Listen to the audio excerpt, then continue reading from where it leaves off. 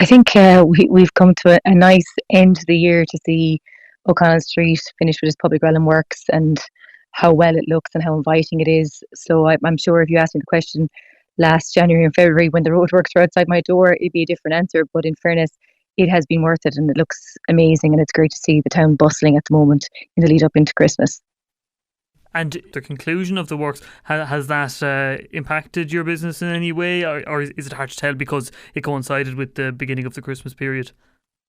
No, definitely as the works were winding down, there was an increase in footfall in the town centre, and I think people were delighted to be able to come back in and stroll around and see the last pieces of the puzzle come together, whether it's the waterfall or Santa appearing in the square. But certainly there has been a fantastic uptick in the town over the last number of weeks, and especially this week, obviously, as we lead into Christmas and people are getting out and about and back to their old haunts and shops that they like to shop in and dine in.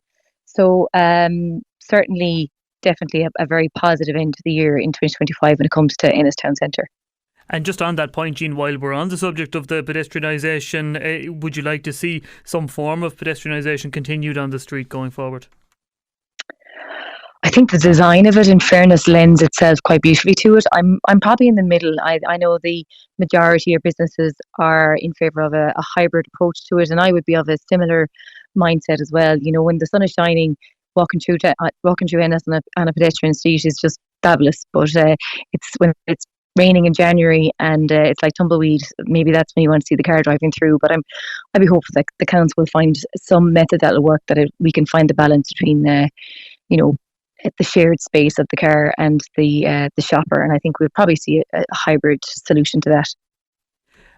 When we've spoken about small and medium businesses throughout the year, right across the county, there have been issues affecting them that business owners have spoken about that are nationwide issues that are affecting people right across the country. But zoning in on Ennis for a moment, and indeed County Clare, there was a commercial rates hike agreed in recent weeks. And I'm just wondering, Jean, your own perspective on that. Was that a necessary measure, or is it something that you would have railed against? I certainly wouldn't have been in support of it, no. When you consider the increase in costs that so many businesses have had to endure over the last 4 to 5 years, just from utilities down to wage costs, it has been quite remarkable. Wage costs alone have increased by 44%.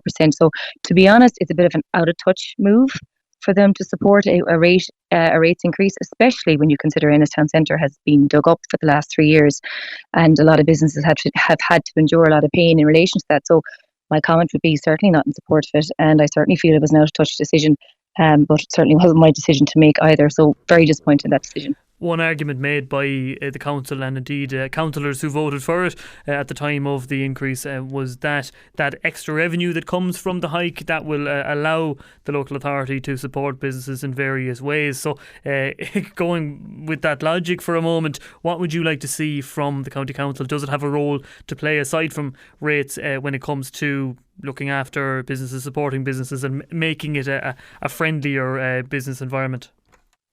Well, I haven't heard any proposal in relation to how they are going to support businesses by increasing rates in one hand and giving it back to us in the other. So we'll have to wait and see what the answer is there. But I'm not quite sure what we could see from them. I think from a national perspective, and we look at support from government. There's been lots of grants here and there, whether it's the SEAI around energy grants and so forth, but really it's down to the fundamental core costs of doing business. And if we keep increasing the controllables, which government control, the likes of your wage costs and items like that, it's become an impossible task for so many businesses to manage those costs regardless. As I said, 44% increase in 6 years, 67% in 10 years. They wouldn't impose that on the ITC sector and expect them to manage those costs. But here we are. It's been imposed on the SMEs, and it's showing. You can see the amount of doors that are closing in the hospitality sector because they're such a service orientated and heavily staffed sector, and you're seeing it in retail the same way. So, it's at some point the camel's back is going to break for a lot of those businesses. And I speak to retailers all over the country, and a lot of them are saying they don't even know where they're going to get to get the funds to manage those cost increases that we're seeing this January, including pension auto-enrolment. And don't get me wrong, We all want to support people, and everyone deserves a decent standard of living, but these costs have been imposed on businesses to shoulder alone, and that has been the argument. Government keeps putting up the costs, but they've done nothing to alleviate the costs elsewhere. They're expecting businesses to absorb those costs, like the hike in the minimum wage and auto-enrolment, without putting anything in place to assist businesses. Exactly. Would that be fair to say? That's exactly it. I know hospitality, in fairness, in July now will get their VAT cut, and that will certainly contribute helping to support the sector, but retail is equally as vulnerable, and we didn't see any support in budget 2026, which was extremely disappointing for everyone.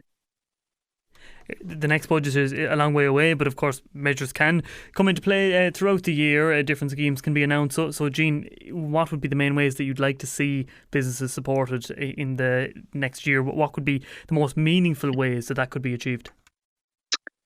The two biggest costs, I guess, that government control when it comes to the P&L of a business or a small business is wage costs, and the other one being rates. And I think, or MPRSI, I think one of those three being substantially more worthwhile than others would be VAT. I think the VAT rate should go back down to 21, what it originally was back in 2012, before they put it up as a temporary measure to 23%. And here we are over 10 years later, still on 2023.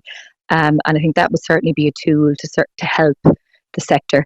And failing that, I think you're looking at something like they did during COVID, using rates rebates as a tool to be more targeted. So making sure that smaller SME under a certain size is getting the supports they need. But the challenge is, it's not just the small guy that's struggling at the moment. There's a lot of medium-sized companies there that have got locations in every town around the country, and they're struggling too. And we need to find a way to be able to support them.